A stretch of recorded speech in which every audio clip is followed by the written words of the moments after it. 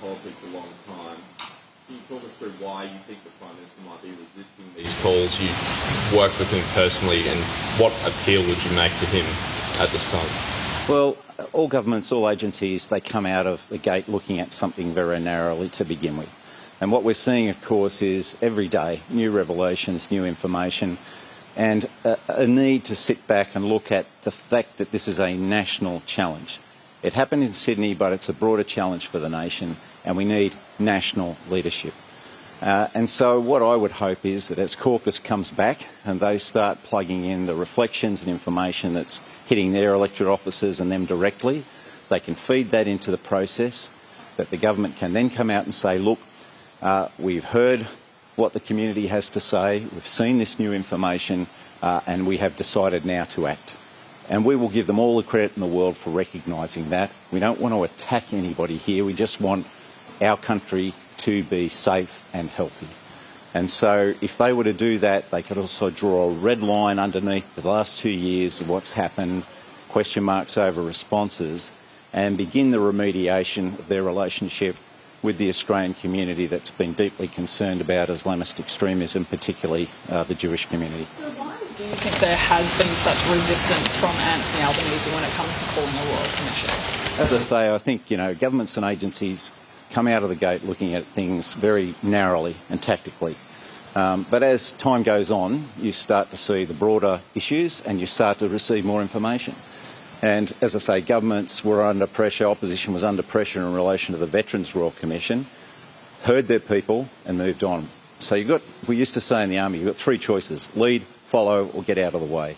And I think this is a case of governments and democratic governments in particular saying, there's my people, I need to follow them.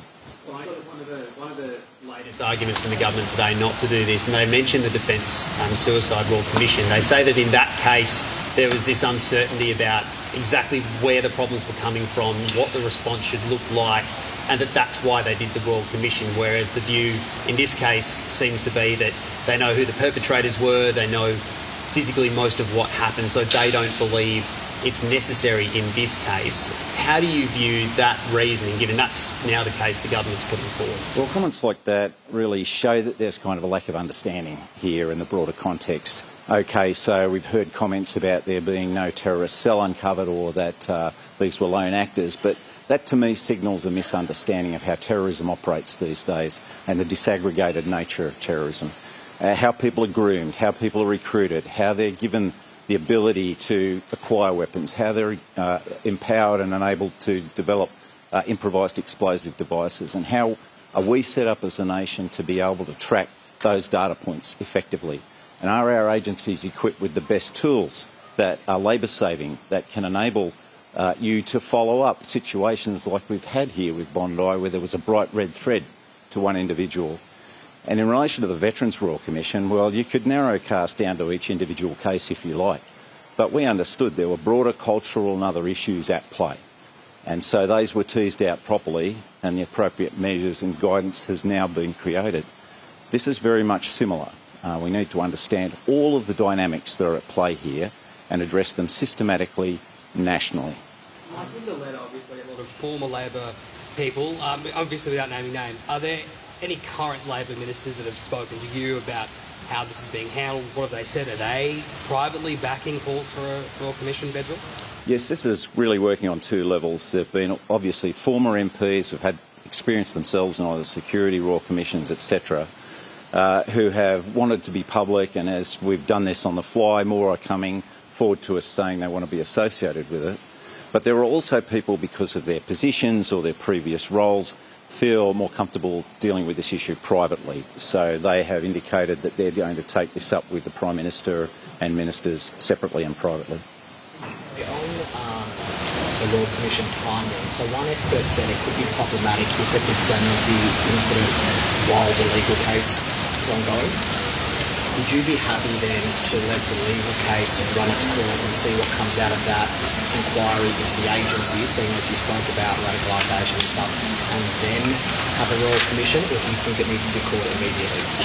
When I joined the Army, it was off the back of 2 Royal Commissions conducted by Justice Marsden Hope, who also ran a protective security review in the middle of those. And we had the Hilton bombing at the time, and it issued interim reports. It was able to do behind doors, closed classified secured hearings, and make recommendations and make decisions as they went. And that really shaped our posture in relation to terrorism for the next 2 decades, and our intelligence posture as well. And so, for example, it was decided that we wouldn't develop a gendarmerie third force, that the close quarter combat role for counter-terrorism would be assigned to the SAS. So for the first few years of my army life, I spent exercising with the SAS and state police. A Royal Commission can operate in the background, it can do things, and in a way that does not affect ongoing criminal proceedings, and can do it in a secure and classified way, which underlines the difference between a Commonwealth Royal Commission and the State Royal Commission, which cannot compel Commonwealth agencies to reveal information and to require cooperation. But more importantly than that to me is I know there are Commonwealth officers who will not want to speak fully and openly unless they have the legal protections of a Commonwealth Royal Commission. I've had colleagues in the past, for example in relation to the Iraq War, who wanted to say a lot of things about that situation, but were denied the opportunity. They weren't going to speak to the media, and they wanted that protection. Commonwealth officers will need that, will seek that, and we know there are some out there who want that. How broad would you like in terms of reference to be? Would you like, as the opposition has suggested, this inquiry to also look at anti-Semitism on university campuses, other hate groups, etc.?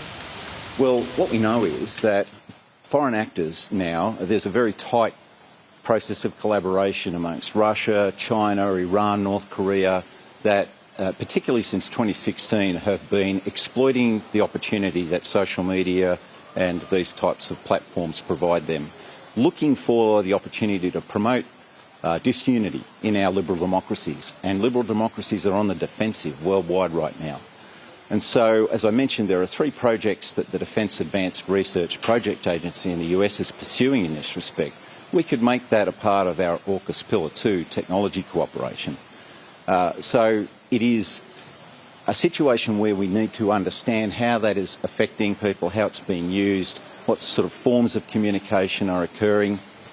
And I'll highlight in relation to the Hamas attack on October the 7th, they had understood that they needed a new way of doing business because of technical capabilities. So a lot of their communication was done orally and on paper, back to old hydraulic style, to avoid detection. And so a lot of terrorist organisations are adapting to these situations and using these techniques. But that evolution and creation of the mindset is the battlefield, the minefield of the landscape of the mind that we have to tackle preeminently. And everything that we can do to direct our activities toward that is critical. And a lot of that is going on our campuses. And how people are being manipulated, demonstrations are being infiltrated and driven in particular directions. We need to understand all of that. You've been advocating in this sort of space for a long time within the Labor Party. Do you think that there has been a level of complacency or perhaps even denial when it comes to the rise in anti-Semitism that we've seen in the community? Look, I think it's universally been a bit of a security bubble we've operated in Australia. We've never had an incident of this scale ever before in our country. And Australians in general have felt secure and safe in that respect, that it was something that would happen overseas. But Bondi has woken us all up. I think Australia's security bubble has been burst.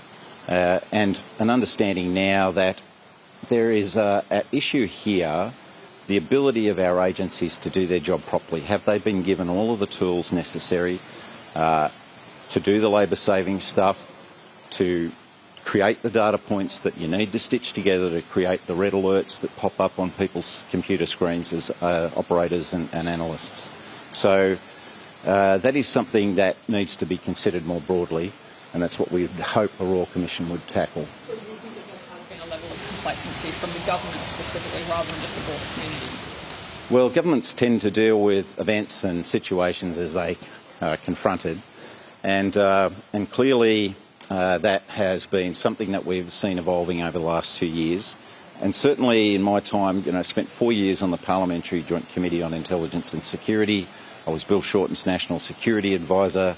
I was in the Defence Portfolio and 20 years in the Army working on all of this stuff. And I've watched the evolution, and particularly in the Intelligence and Security Committee, was trying to raise the alarm bells about some of these things. But the agencies really have a capacity question in just how wide and how deep they can be spread. So partly this is about empowering them with the tools so they don't have to spread the acquisition of tools over several budgets, and can be on a par with the agencies we like to compare ourselves with in the United Kingdom and the US, etc. On that issue, Mark, are you concerned by revelations the AFP had closed down a surveillance team just weeks before the Bondi attack? I think there's an issue here about horsepower at a few levels. And there's also an issue, as you've seen emerging, about the communication amongst federal and state agencies. And those silos need to be broken down. And they've been obvious for a long time. They were evident in the Lint Cafe siege. And there are the tools out there whereby you can create a passage of information that's protected by access controls and permissions regimes that will protect privacy, that won't create any adverse effect to criminal proceedings, but people see all the relevant information they need to see and can share the information available to them. We're not well set up for that right now, and it's a real gap in our capability and a risk to our security. Would you like to play a formal role in some kind of inquiry, whether it's a federal royal commission, whether it's the state royal commission? You've laid out your experience. Would you like to play a formal role in that? Look, I'm happy to consult and talk to anyone who'd like to talk. Got a lot of granddad duty these days, hopefully. But anything that would help our national security, it's been a lifelong mission, a passion for me. And I'm adjunct professor at the National Security Institute out at the University of Canberra with my good friend General Leader Peter Lay. And we're hoping to, continue to contribute in our dotage on these sorts of issues. But I do have some currency in the space, so it's up to me to take advantage of the scar tissue that I've collected for the best interests of the country. So. Would you say you're disappointed? Look, I think this is a rolling process, and it does. That's Mike Kelly, the former Labor minister and currently the co-convener of Labor Friends of Israel, one of more than 20 Labor figures calling for the PM to rethink a royal commission. I want to take you now to Washington, D.C., Capitol Hill. We are hearing live from the Gang of Eight. This is Chuck Schumer, the Democrat Senate leader, after being briefed on what happened in Venezuela. The United States engages in this kind of regime change and so-called nation building. It always ends up hurting the United States. I left the briefing feeling that it would again.